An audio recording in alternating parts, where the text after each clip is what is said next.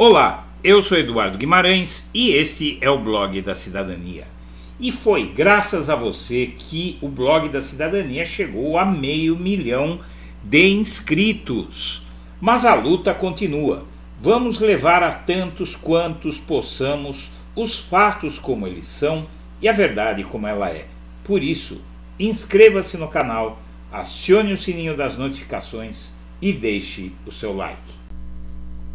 Boa noite, senhoras e senhores, eu sou Eduardo Guimarães e este é o Blog da Cidadania.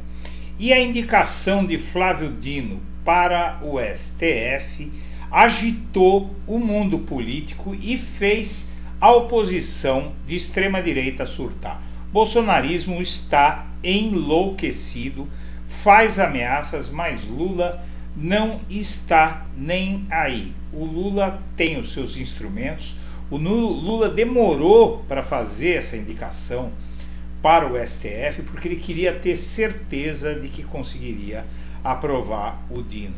E o surto da oposição, e não só da oposição, há outros agentes aí, por exemplo, os grupos identitários também ficaram insatisfeitos, tal, mas eu já expliquei aqui várias vezes que o Flávio Dino é vital para o Lula no STF. E o mais importante agora é o seguinte, aqui eu vou demonstrar para você nos próximos minutos que Lula fez uma indicação ponderada e ele vai sim conseguir aprovar a indicação de Flávio Dino para o STF. Então venha comigo que nós vamos conferir ipsis literis, passo a passo, como o Lula planejou colocar Dino no STF e como ele vai conseguir fazer isso. Bom, em primeiro lugar é o seguinte, a oposição surtou, vê a escolha de Dino como afronta e diz que tentará barrar a indicação do atual ministro da Justiça ao Supremo. A oposição considerou a indicação de Dino para o STF como uma afronta. Os parlamentares alinhados ao bolsonarismo dizem que o Dino debocha do Congresso. O engraçado é que o Flávio Dino vai lá, eles atacam o Dino, eles insultam, eles fazem gracinha, fazem piadinha, a turma da quinta série, lá nas comissões da Câmara, insultam pesadamente e querem que o cara fique ali numa boa, só apanhando sem reagir. Para ter o nome aprovado pela Comissão de Constituição e Justiça, o Dino precisa obter a maioria simples dos votos, 14 dos 27, moleza.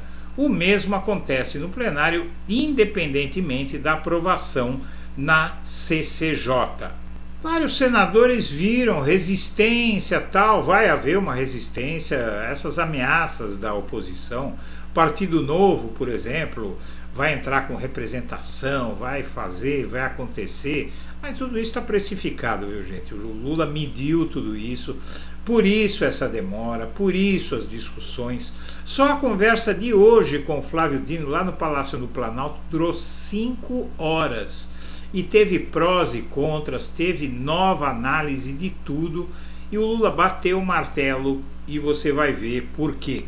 Os parlamentares afastam a possibilidade de derrota no plenário, a exemplo do que ocorreu na indicação à Defensoria Pública da União, que é algo que aqui no Blog da Cidadania você ouviu de mim umas 1000 vezes, no mínimo.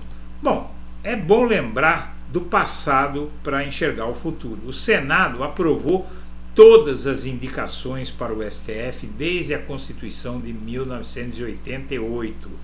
Veja bem, a mais difícil de todas foi, de longe, a do Mendonça. Foram meses e meses e meses. O André Mendonça, o terrivelmente evangélico do STF, foram meses para aprovar, mas o Bolsonaro conseguiu, enfim, comprando, pagando, mas eles não vão rejeitar. Ainda mais porque o Dino é um nome do STF. E aquele que comprar essa briga com o STF, ele sabe que está comprando uma briga eterna. E o Lula fez costura com o Senado e o STF antes de confirmar Dino e Gonê. O fato é esse: o presidente discutiu a indicação e o cronograma em reuniões há muito tempo, desde a última semana. O Lula fez a costura com a cúpula do Senado e ministros do STF, como eu venho mostrando aqui para você. Eu venho mostrando seguidamente como o Lula tem falado com o Alcolumbre, que é o presidente da CCJ, Comissão de Constituição e Justiça, com o Pacheco, com quem o Lula inclusive propôs uma dobradinha em Minas Gerais, que você vai ver daqui a pouco, eu vou te explicar sobre isso. O Pacheco inclusive já avisou que o Senado vai fazer um esforço concentrado para votar as indicações do Dino ao STF e Gonê à PGR até o fim do ano. O presidente da casa evitou comentar indicações que demoraram 59 dias para serem oficializadas. E aí o que acontece? O que é que o Lula fez? A aproximação entre Pacheco e Lula esvazia o projeto político do PT em Minas Gerais e há uma negociação aí por Minas Gerais. O Pacheco devolve não só com o apoio ao Flávio Dino, como apoio do partido dele em outras instâncias, em outras prefeituras. Não é algo tão importante assim, está no futuro, não é?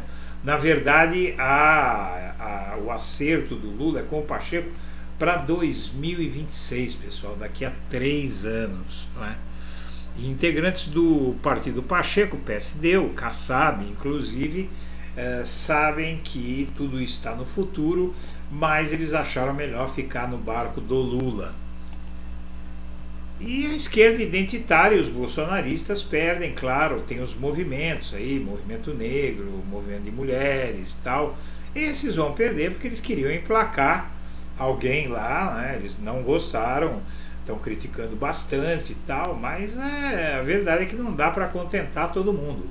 A colocação de Dino no STF atende a uma urgência do país em ter força para o governo em uma instância como o STF, que tem condições de barrar um golpe. Então realmente não dá para atender todas essas demandas aí, porque a democracia brasileira que está em risco. E na justiça deve ficar o Messias, deve ser o Messias, tá? Estão falando que o titular da CGU e da Controladoria Geral da União e da Advocacia Geral da União são os prováveis ministros da Justiça. Definida após quase 2 meses de vacância, a cadeira Rosa Weber vai para o Dino, e aí você vai ter ou o Messias ou o titular da CGU, que eu não me lembro o nome dele. Como é o nome dele? É Vinícius de Carvalho, que ele é tão discreto que ninguém nem sabe o nome dele. E o fato é esse, está tudo mais ou menos alinhavado. Se o Messias tinha condição, não é um nome ligado ao PT e tal, se ele tinha condição de ser ministro do STF, com certeza ele tem condição de ser ministro da Justiça. Então é isso, senhoras e senhores, eu agradeço a atenção e deixo meu melhor abraço para todo mundo.